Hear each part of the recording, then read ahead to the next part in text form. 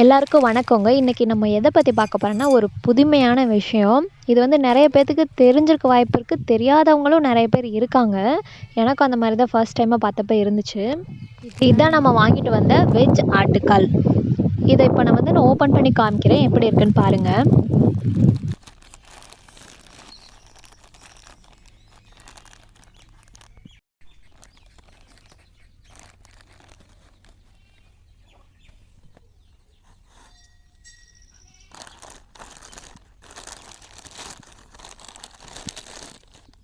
இதாங்க நான் சொன்ன வெஜ் ஆட்டுக்கால். எதனால இத வந்து வெஜ் ஆட்டுக்கால் அப்படின்னு சொல்றேன்னா, ஆமாங்க இது வந்து ஒரு வகையான கிழங்கு வகை. இதோட பேர் என்னன்னு பார்த்தீங்கன்னா, முடவாட்டுக்கால் அப்படின்னு வந்து சொல்லுவாங்க. இது வந்து மலை பிரதேசங்கள்ல வந்து நெறைய வந்து விளையக்கூடியது. அந்த சைடு இருக்கவங்களுக்கு இத வந்து நல்லாவே தெரிய வாய்ப்பு இருக்கு. பாறைகளோட இடுக்குல சின்ன செடி வச்சு வளரக்கூடியது.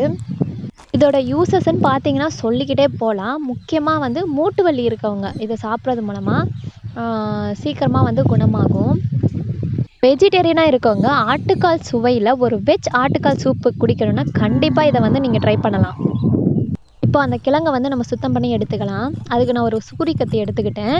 அத வந்து அது மேல வந்து ஆட்டுக்கால்ல இருக்க மாரியே இதுக்கும் வந்து முடிகள் வந்து இருக்கும். அத வந்து ஃபர்ஸ்ட்டு நம்ம சீவி எடுக்கணும்.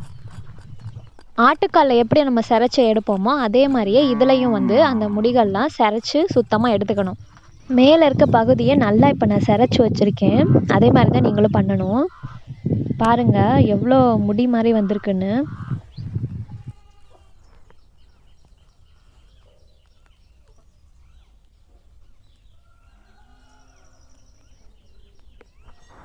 நம்மக்கிட்ட இருக்க அந்த 2 ஆட்டுக்காலோட அந்த மேல இருக்க முடிய வந்து நல்லா செரச்சு எடுத்து முடிச்சாச்சு. இந்த 2க்கே பாருங்க எவ்வளோ முடிகள் மாரி வந்திருக்கு அப்படின்ட்டு. இப்போ அது 2யும் நல்லா கழுவி சுத்தமா எடுத்துக்கலாம்.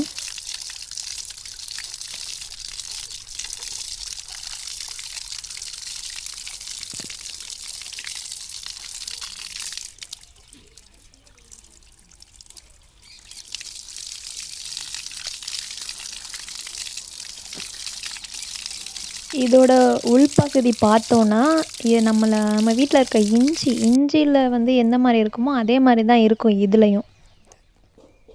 இப்போ இந்த தோலெல்லாம் வந்து சீவிருங்க. இது மேல இருக்க அந்த தோலெல்லாம் வந்து நல்லா சீவி எடுத்துக்கோங்க. சீவி எடுத்துட்டு குட்டி குட்டியா கட் பண்ணி எடுத்துக்கோங்க.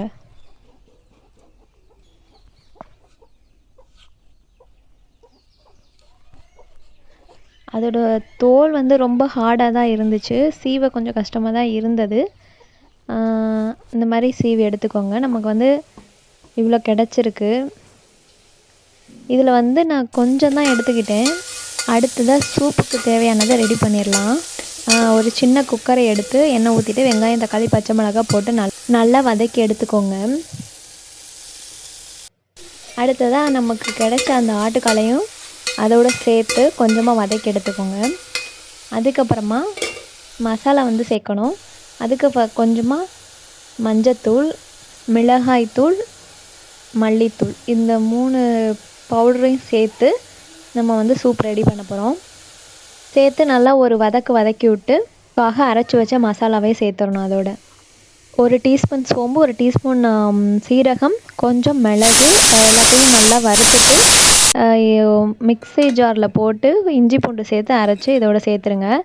இப்போது 2 விசில் வந்தோடனே நமக்கு சுவையான முடவாட்டுக்கால் சூப் வந்து ரெடி ஆயிடுச்சு. அவ்வளோதான். சுட சுட சர்வ் பண்ணி என்ஜாய் பண்ணுங்கள். தேங்க்யூ.